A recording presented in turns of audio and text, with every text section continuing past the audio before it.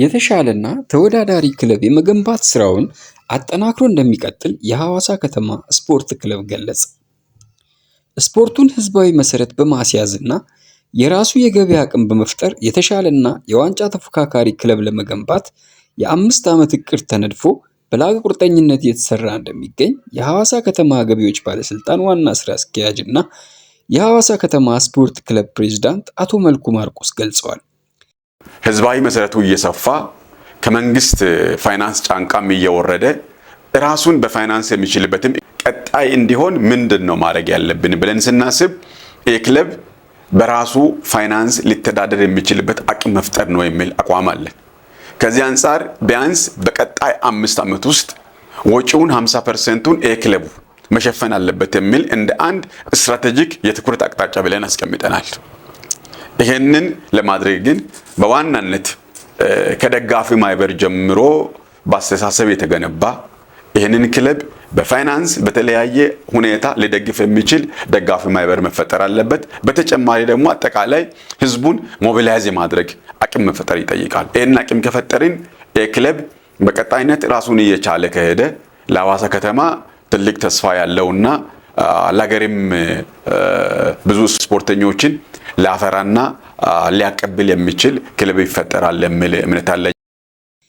ሐዋሳ ከተማ ስፖርት ክለብ ከምስረታ ጀምሮ በመሳተፍና 2 ዋንጫዎችን በማንሳት እንዲሁም የሀገር ባለውለታ የሆኑ በርካታ ስመጥር ተጫዋቾችን በማፍራት ከሚታወቁ ባለታሪክ የሀገራችን ክለቦች መካከል አንዱ መሆኑን የገለጹት አቶ መልኩ ይህን ዝናውን ለማስጠበቅና ተጨማሪ ታሪክ ለመስራት የሚያስችል ስራ እየተሰራ እንደሚገኝም አክለዋል። ዋንጫ ለማንሳት መስራት አለብን የሚል አቋም ነው ያለን እንደ ቦርድ አመራር። ዘንድሮ የክለብ ዋንጫ ማግኘት አለብን። ሁለቱ አንዱ የጥሎ ማለፍ አለ። ይሄ ግድ ነው ብለን ይዘናል። 2 ደግሞ ዝቅተኛ ውጤታችን ከ1 እስከ 3 መሆን አለበት። እነዚህ ነገሮች ግብ ይዘን ነው እየሰራን ያለ ነው። እን ግብ የሚያሳኩ ነገሮቻችንም ለማስተካከል ሞክረናል። አንዱ እንግዲህ የተጫዋች ውስጣዊ ግንባታዎችን መገንባት ነው። እነዚህን መሙላት ከቻልን አምና ከነበረበት ስኳድ ዘንድሮ የተሻለ ስኳድ ተገንብቷል የሚል እምነት አለን።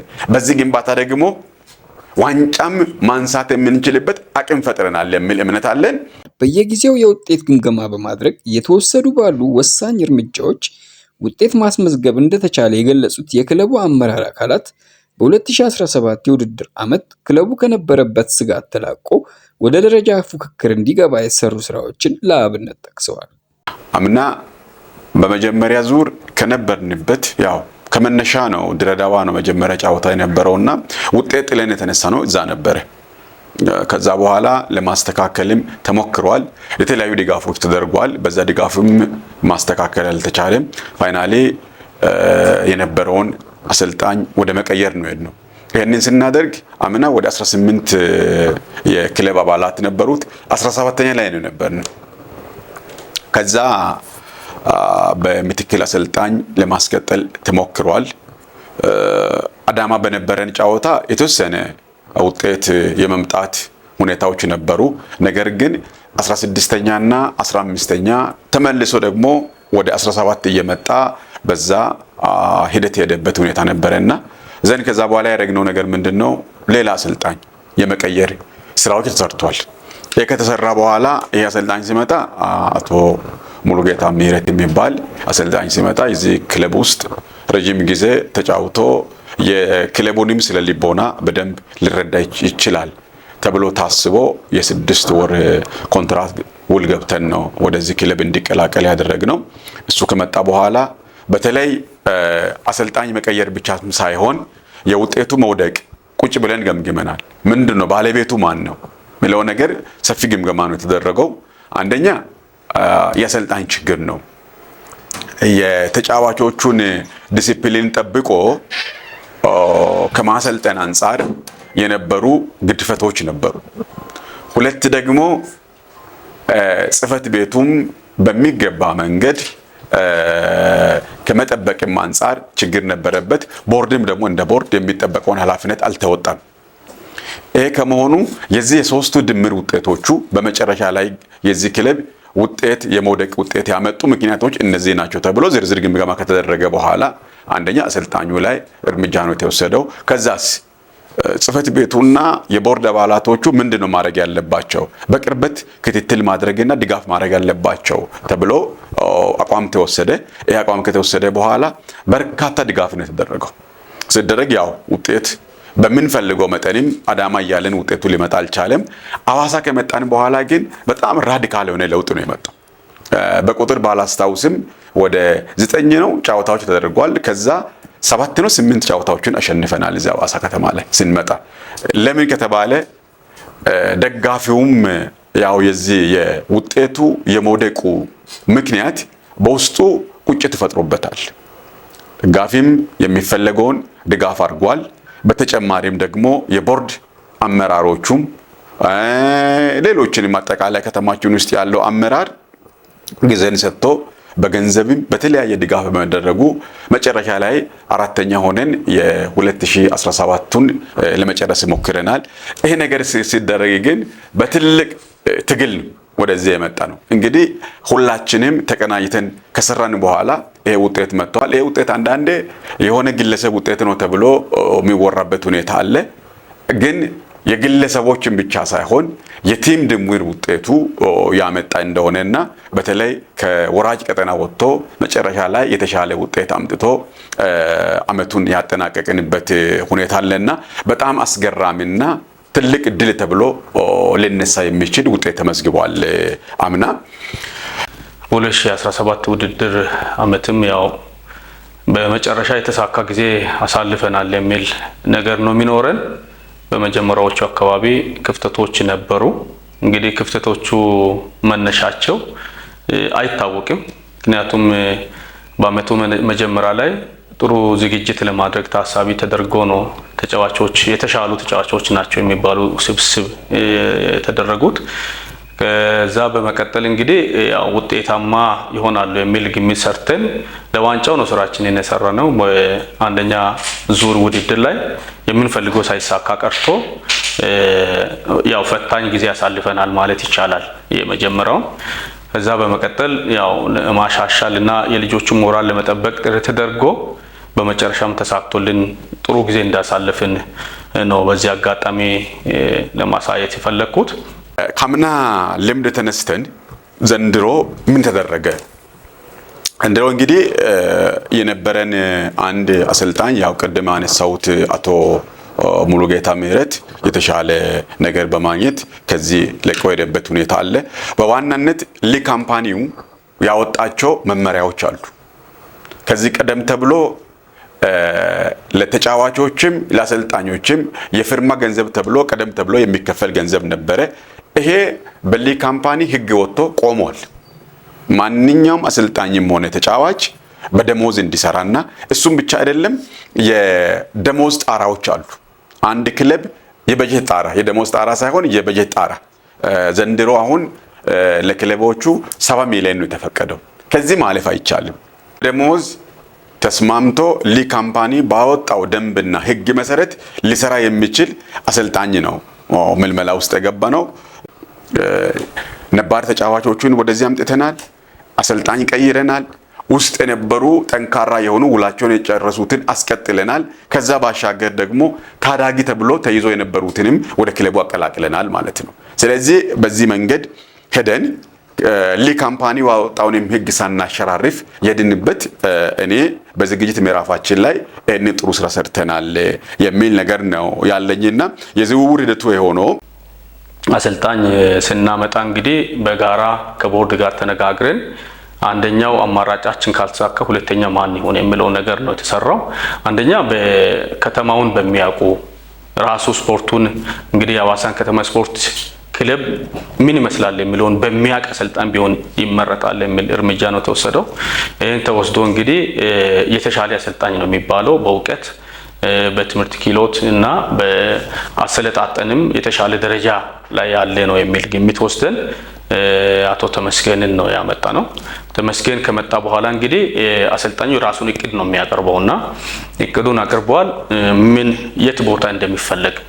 ምክንያቱም የ2017 ክፍተቶቹ ምን ጋር ነው የሚለው እሱ ራሱም እያየ ስለገመገመ እንደገና ቴክኒክ ኮሚቴዎችም አሉ የኛ አንድ ላይ በጋራ ሆነው ይህንን ጉዳይ ነው ያጠኑት። ካጠኑ በኋላ እነዚህ ቦታዎችን ክፍተቶችን ማረም አለብን የሚለውን ሀሳብ ነው እንግዲህ ቦርዱ የመጀመሪያው ውሳኔው አሰልጣኙን ሲያመጣ እንግዲህ በዚህ አመት ላይ መንግስት ወይንም ለካምፓኒው ያስቀመጠው የበጀት ጣሪያ አስቸጋሪ ስለሆነ በጀታችን ጣሪያ እንዳልፍ የአሰልጣኙን በደሞዝ ብቻ እንዲሆን ቀደም ሲል የፍርማ ገንዘብ እየተባለ የሚከፈለው ቀርቶ በደሞዝ ብቻ እንዲሆን ከተደረገ በኋላ ይሄንን ውሳኔ ተስማምተን አሰልጣኙም በዚህ ጉዳይ ላይ ተስማምቶ ወደ ስራው ከተገባ በኋላ ኦሬዲ የተጫዋች ምርጫ ነው ተካሄደው ተጫዋችን መርጦ እዚህ ቦታ ላይ እግል ያስፈልገኛል የሚል ነው ያመጣው።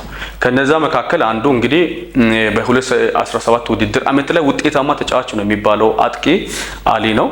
አሊ ሱሌማንን እንደገና እንፈልገው ነበርኛ ለማደራጀት እሱ ላይ ነው ማደራጀት ተፈለግነው ያሉ ሌሎች ቦታዎችን ክፍተቶቻችን ለመሙላት ያሰብነው ይሄኛው አጥቂ ተጫዋች ስለሆነ ቦክስ አጥቂ ስለሆነ እሱን ይዘን እሱ ላይ ነበር የታሰበው። እሱ እንግዲህ ያው የውጭ እድል አገኘ። የውጭ እድል ካገኘ እንግዲህ የተሻለ ደሞዝ ተከፋይ ሆኖ ነው የሚሄደው። እድል አግኝቷል። እንግዲህ ማስቀረት እንዳንችል ደግሞ ውል የለውም ጨርሷል። በዚህ ምክንያት እንግዲህ ሁለተኛ አማራጮች ላይ አሰልጣኙ የግድ መሄድ አለበት ነው። በኢትዮጵያ ውስጥ እንግዲህ በተለይ አጥቂ ቦታዎች ላይ የሚጫወቱ ውስን ናቸው። እነዚህን ውስን ቦታዎችን ከየትም አምጥተህ ማሟላት አትችልም። ካሉት ነው የምትጠቀመው። ካልሆነ ደግሞ ከውጪ ወደ ሀገር ውስጥ ማስገባት ነው ሁለተኛ አማራጭ ያለው። እቺንም አልተጠቀምንም። ባሉት ሞክረናል። እንግዲህ ይሄን ካደረግን ውል የጨረሱትን እንደገና ውላቸው ማደስ ስራ ነው። ሁለተኛ ደግሞ ከውጪ የማምጣቱ ጉዳይ ነው።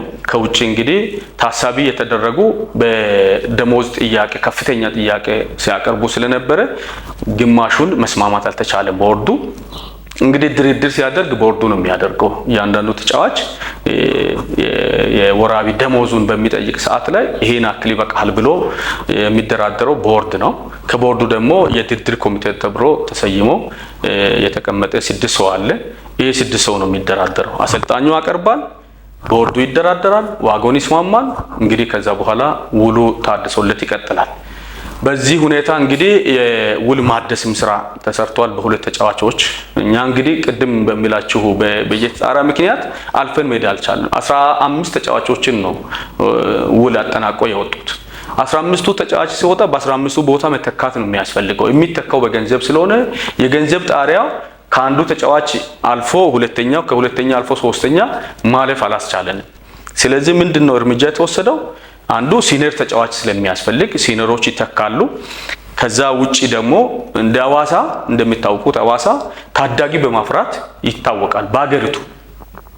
እኛ ክለባችን ከ15 ዓመት በታች ከ17 ዓመት በታች ከ20 ዓመት በታች ተብሎ በ3 ታዳጊዎች ነው የታጀበው። አልፎም እንግዲህ ሴቶች እግር ኳስ ቡድን አለ፣ ባስኬትቦል አለ፣ ሴት ወንድ ባስኬትቦል አለ። እነዚህ ሁሉ አሉበት ነውና ስለዚህ እነዚህን ሁሉ የሚያስተናግድ ክለብ ነው። ስለዚህ በታዳጊ አይታማም። እዚህ ታዳጊዎች ስላሉ በታዳጊ ቀሪውን ቦታ እንሸፍን የሚለውን ሐሳብ ነው የተሰራው። ይሄ ሲሰራ እንግዲህ ያው ውጤታማነቱ ነው የሚፈለገው። እንግዲህ ከታዳጊም ይምጣ ከሲኒየሩም ይምጣ ከውጪም ከውስጥም ይምጣ፣ ግን በዚህ አመት ላይ እናሳካለን የሚለው የራሳችን ግብ ይኖረናል። ያችን ግብ ለማሳካት ነው የተሰራው። አሁን እንግዲህ ሲሰራ በዚህ አመት ላይ በ2014 ላይ 17 ላይ ያጣነውን ዋንጫ ማግኘት አለብን። ስኬታችን እሱ ነው አንዱ። አዋሳ እንደሚታወቀው 2 ጊዜ ዋንጫ ያነሳ ክለብ ነው። ታሪካዊ ክለብ ነው። ከክልሎች በተለይ ከክልሎች አንጋፋ ክለብ የሚባለው የኛ ነው። ታዳጊ በማሳደግም አንጋፋ የሚባለው የኛ። እንግዲህ ታዳጊ በ3 ደረጃ ተከፍሎ ያለው አዋሳ ላይ በሌሎች ክለቦች ስር የሉም። አሁን ገና እያደራጁ ያሉበት ሁኔታ ነው ያለውና በዚህ ሁኔታ እንግዲህ የዘንድሮን ስኳዳችንን በዚህ ልክ በማሟላት የምንፈልገውን ውጤት እናሳካለን የሚለውንም በታሳቢ በማድረግ ያው እንግዲህ ወደ 3-4 ተጫዋቾችን ከውጪ በአዲስ መልክ ያው አምጥተናል። በዝውውር 2 ተጫዋቾችን እንደገና ውላቸውን አድሰናል። ሌሎች እንግዲህ ያው ከበጀቱ ጣሪያ የተነሳ ማምጣት ስላልቻለን ትተናል።